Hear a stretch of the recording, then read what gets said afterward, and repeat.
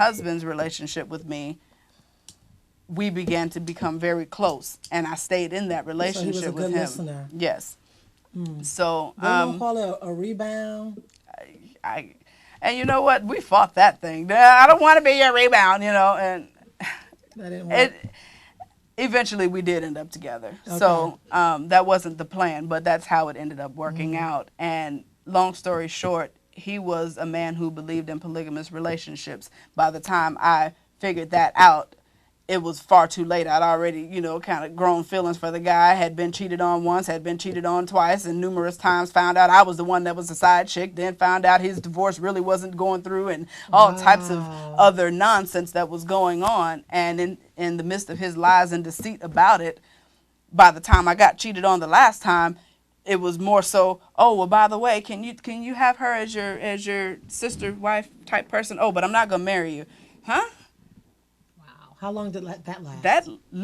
That portion of the relationship lasted for about a year and a half, maybe 2 years. So I don't know. So is it over now? Yes, it's over now. Thank God. I love them two both dearly. They are actually very wonderful people.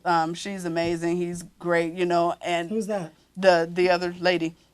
We actually became friends, and it's hard to actually admit that at times. Well, before now, it was hard to admit that because I fought it tooth and nails going in, but when I talk about the church hurt, the dividing point between that was at the time where I had to really seriously make a decision whether to accept this relationship and actually do what this man is asking me to do versus run.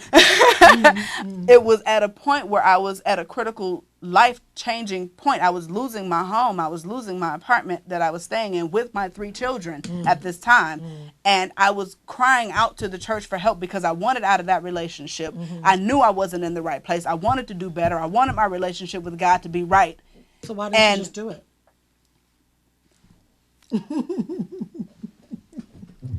I had choices to make. Go to the church for help because my family didn't have the financial means to help me. Okay. I went to the church for help. I'm losing my apartment. I need help. Can somebody help With me? 3 children, yeah. I need help. Please. They gave me the runarounds. They appointment after appointment after appointment. Tell me what this is about. Well, what do you want to talk to her again about? What do you want to talk? It was a co-pastor. What do you want to talk to them about again? And how do you want to do this? And down the line. So you Are you paying your tithes? Am I paying my tithes? How about this? How about you give me back all the tithes and offering that I ever gave this church? Because trust me, there were a lot. And I'll go handle all of my affairs and I will be well over fine. Are you paying your tithes? By the time I actually got a chance to speak with the pastors, it was a matter of, did you get your situation handled? Oh, no, thanks. I got it handled fine. I live with my girlfriend now, So it was. What did they do about the situation that they'll be asking you? Did you get your situation handled? They didn't do anything. They knew about the situation. The messages got back to them.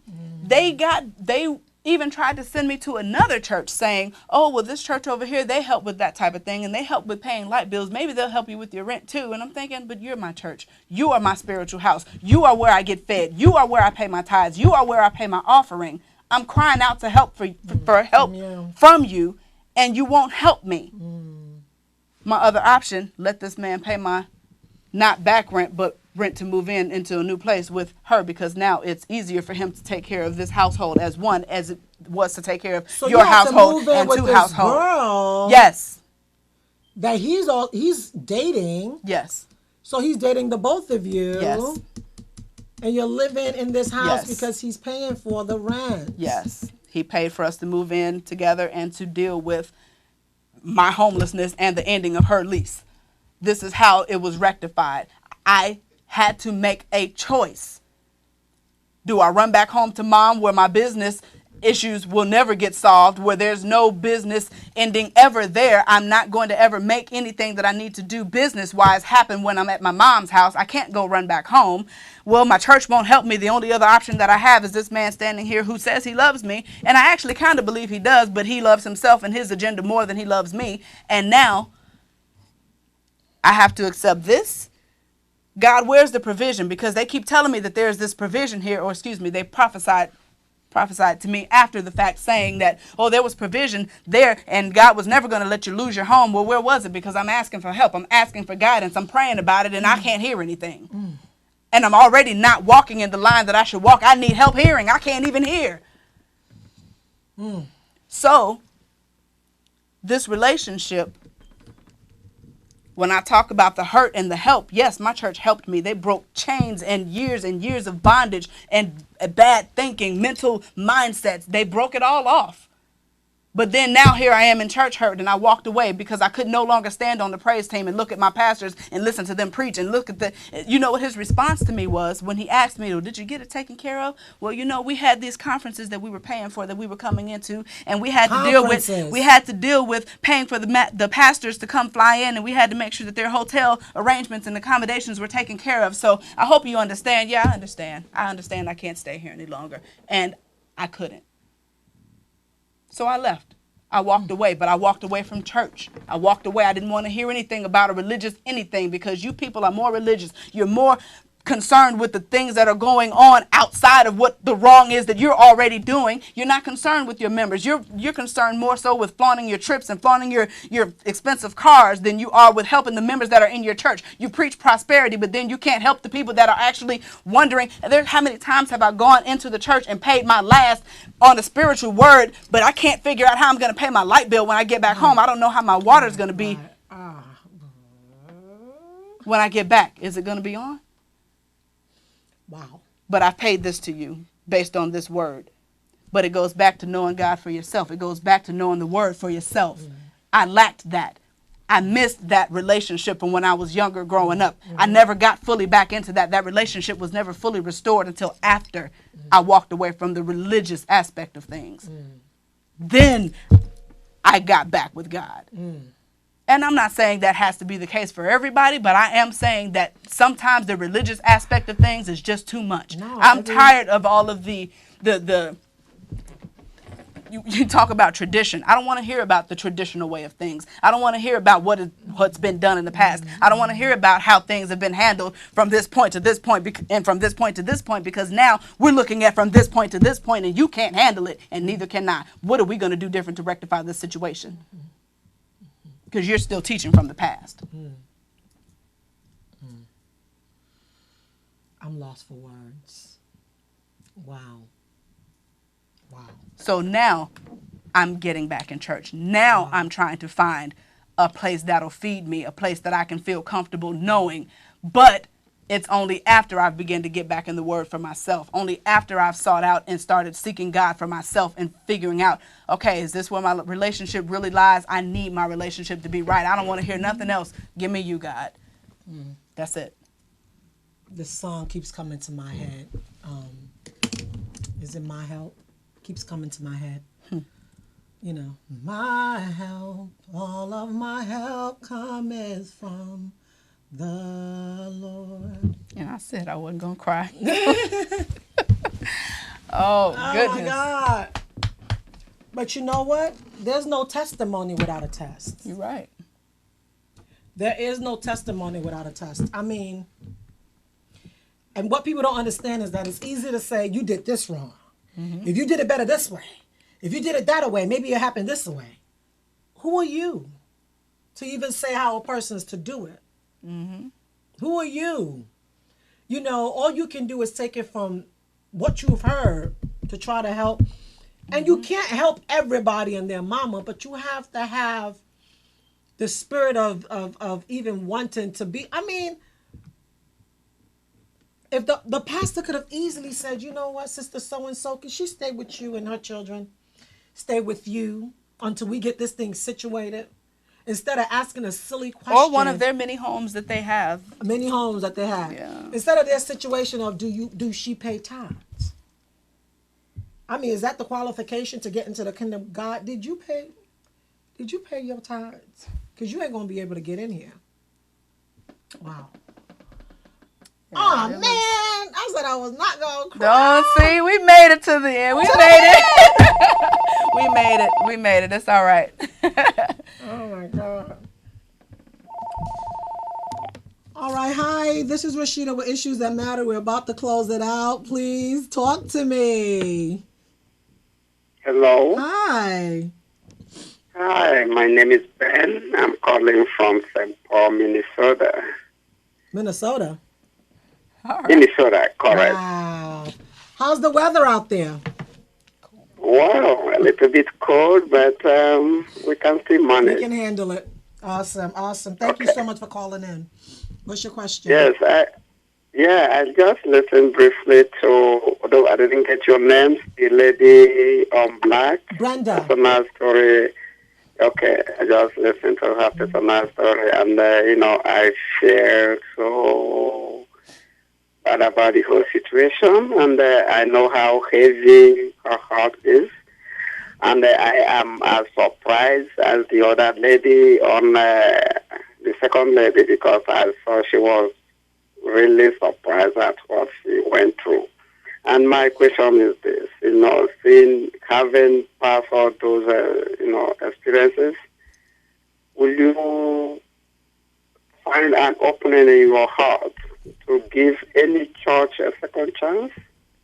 Do I plan? Say that Do again. you do you have an opening in your heart to give I, another church a second chance? Oh yes, yes. absolutely. Okay. Now, That's why. before I didn't, Go ahead. but yes. So, and again, I should just want all of us to be mindful on where we worship and which church we run to. Hmm. Because I know sometimes, it's just because of problems which devil might even bring to us just to try to, lure us into getting involved in one church or the other, running from one church to the other, looking for help. So we should just be very mindful on where we worship and where we run to for help. And we strongly believe that God did not give us what we cannot, turn around. Thank you so Does it much. make sense? Yeah. Okay, thank you so Thank Appreciate much. you. it. Thanks for calling. Thank you. Have a good day. You too.